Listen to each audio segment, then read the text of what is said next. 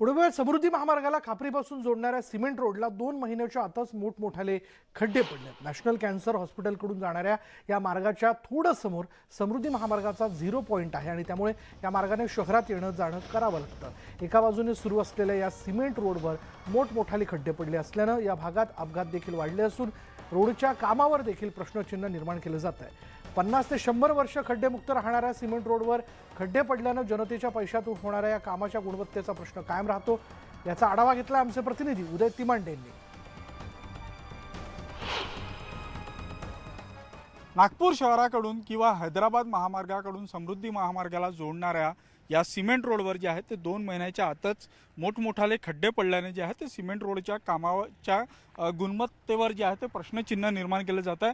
मी तुम्हाला दाखवतोय की या कनेक्टिंग होणाऱ्या सिमेंट रोडवर किती मोठमोठाले खड्डे आहे। या गड्ड्याचा जर आपण विचार केला तर माझा अवघा हात जाईल, म्हणजे जवळपास 3.5 इंचीपर्यंतचे हे गड्डे जे आहेत त्या सिमेंट रोडवर पडलेले। हा फक्त एक गड्डा नाही तर या रोडवर आपण इतर ठिकाणी पण पाहू शकतो की साधारणतः 2 बाय 2 किंवा हा जर गड्डा पाहिला तर 3.5 फुटाचा गड्डा आणि याची खोली जरी आपण पाहिली तर ही 3.5 ते 4 इंचीपर्यंतची खोली आहे। त्यामुळे या सगळ्या सिमेंट रोडच्या कामाच्या गुणवत्तेवरचा प्रश्नचिन्ह निर्माण केला जातोच आहे। सोबतच अशा खड्ड्यांमुळे जे आहे ते अपघाताचं प्रमाण देखील वाढण्याची शक्यता आहे, कारण सध्या दुसऱ्या बाजूचं काम सुरू असल्यामुळे हा एकच मार्ग जो आहे तो जाण्या येण्यासाठी खुला केलेला आहे। मात्र ज्यावेळी वाहन चालकांच्या लक्षात येतं इथं मोठा खड्डा आहे त्यावेळी त्याची गती कमी होतं।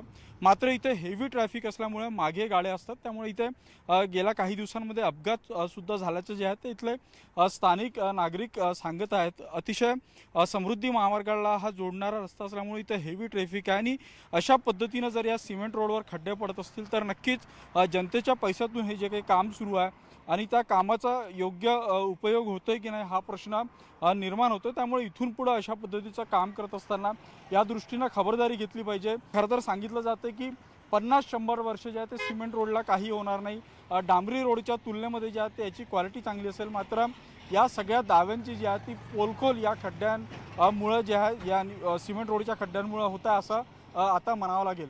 व्हिडिओ जर्नलिस्ट प्रशांत मोहितेसह उदय तिमांडे, न्यूज 18 लोकमत, नागपूर। एक महत्त्वाची बातमी पुण्यातनं। पुणे शहरातील सिंध सोसायटी डिसेंबर महिन्यात झालेल्या घरफोडीचा छडा पोलिसांनी लावलाय। एका बंगल्यातील कुटुंबाशी ओळख करून तब्बल 200 तोळे सोनं आणि 3 किलो चांदी 2 महिलांनी लांबवली होती। या महिलांना पोलिसांनी मोठ्या शिताफीने बीड जालना बॉर्डरवरून अटक केली। या महिला चोरट्यांकडून पोलिसांनी 80 तोळे सोनं, 1.5 किलो चांदी आणि इतर वस्तू मिळून 43,40,000 रुपयांचा मुद्देमाल जप्त केला। हे सोनं ठाण्यातील ज्या सोनाराला चोरट्यांनी विकलं होतं त्या 2 सराफांनाही पोलिसांनी अटक केली आहे। आणि या चोरी केलेल्या महिलांना पकडण्यासाठी पोलिसांनी शेतकऱ्याची वेशभूषा घेऊन बीड जिल्ह्यात तब्बल 3 दिवस तळ ठोकून चोरट्यांचा मागोवा घेत त्यांना अटक केली आहे। 11 डिसेंबरला सिंध सोसायटीत समीर रामेश्वर दयाल यांच्या घरी घरफोडी करण्यात आली होती। खुशबू दिलीप गुप्ता आणि पवन आव्हाड यांच्यासह सोनार महावीर चपलोत आणि मदन रामेश्वर वैष्णव यांना अटक केली आहे। तर या गुन्ह्यातील पूजा दिलीप गुप्ता आणि रितू भोसले या 2 महिला आरोपींचा पोलिसांकडून शोध सुरू आहे।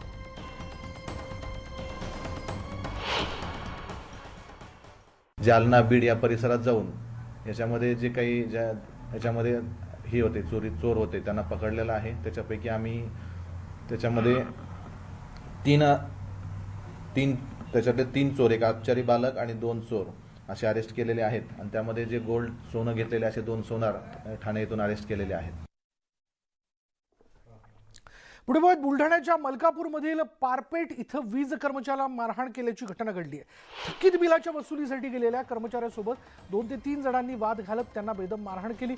या मारहाणीची दृश्य मोबाईल कॅमेऱ्यात कैद झालीत। या प्रकरणी मलकापूर पोलिसात तक्रार देण्यात आली असून पोलिसांनी मारहाण करणाऱ्यांविरुद्ध गुन्हा दाखल केला।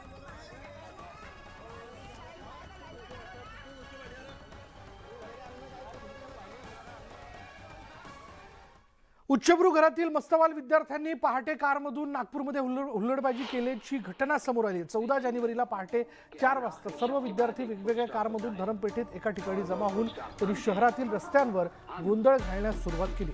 वाहनांच्या छतावर बसून त्यांनी आवाज करण्यास सुरुवात केली।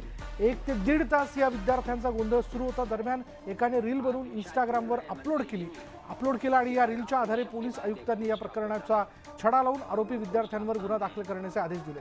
अंबाझरी पोलिसांनी या रीलच्या माध्यमातून आरोपी विद्यार्थ्यांचा शोध घेतलेला आहे. त्यांची वाहनं जप्त केली आहेत. 10 विद्यार्थ्यांवर या प्रकरणात कारवाई करण्यात आली आहे. मंत्री जी कि हर आखिरी शब्द के बाद एक फुल स्टॉप होता है और वो फुल स्टॉप आता बातमी एका अपघाताच्या संदर्भातली सोलापूरमधून ही बातमी येते. मंगळवेढा तालुक्यातील येद्राव फाटा इथं देवदर्शनासाठी निघालेली भाविकांची ट्रॅव्हल बस उलटली आहे आणि त्यात एकाचा मृत्यू झाल्याची प्राथमिक माहिती समोर येते. यामध्ये 8 जण गंभीर जखमी झालेत तर 29 जण किरकोळ जखमी झाल्याची माहिती समोर येते. भारत यात्रेसाठी मध्य प्रदेश, उत्तर प्रदेश इथल्या भाविकांची ही खासगी बस आहे. कर्नाटक इथे देवदर्शन करून पंढरपूरकडे ते निघाले होते आणि दरम्यान येद्राव फाटा इथे ड्रायव्हरच्या निष्काळजीपणामुळे ही बस पलटी झाली अशी प्राथमिक माहिती जखमी नागरिकांनी दिली आहे. 60 लोग थे पूरे. 60 लोग. हाँ, एक बुजुर्ग महिला थी, वो उसका डेड हो गई. किस ट्रक में टक्कर दी थी उसकी? वो हमारे पास के हम सब लोग. हाँ, आसपास 2-4-10 किलोमीटर 15 किलोमीटर के हम आसपास एरिया के पूरे हम. बातमी आता लखनौमधनं. लखनौमध्ये प्रेमी युगुल धावत्या स्कूटीवर रोमांस करताना दिसलेत, ज्यामध्ये तरुण दुचाकी चालवतोय तर तरुणी सिने स्टाईल पद्धतीने तरुणाला मिठी मारून बसली. हा प्रकार सुरू असताना पाठीमागून येणाऱ्या एका दुचाकीस्वाराने ही संपूर्ण घटना जी आहे ती आपल्या मोबाईल कॅमेऱ्यात कैद केली आहे.